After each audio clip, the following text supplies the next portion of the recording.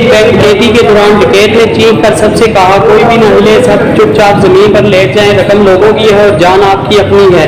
सब चुपचाप जमीन पर लेट गए, कोई अपनी जगह से नहीं हिला। इसे कहते हैं माइंड चेंज कंसेप्ट, सोच बदलने का तसव्वुर। डकैती के दौरान घर वापस आए तो MBA पास नौजवान डकैत ने प्राइमरी पास बूढ़े डकैत से कहा, चलो रकम गिनते हैं।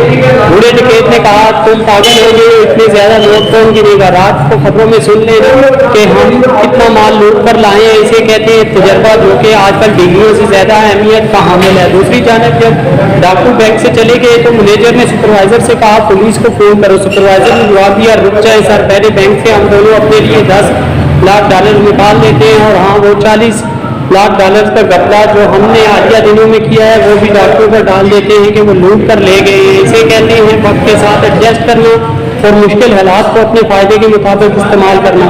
मैनेजर हंसकर बोला, हर महीने एक डकैती होनी चाहिए। इसे कहते हैं बोरियत खत्म करना, क्योंकि जाती मफाद और खुशी जॉब से ज्यादा अहम होते हैं। अगले दिन अखबारात और TV में पर खबरें थी कि डाकू बैंक से $100 मिलियन लूट कर फरार। डाकू ने बार बार रकम गिनी लेकिन वो $50 मिलियन से ज्यादा नहीं निकली।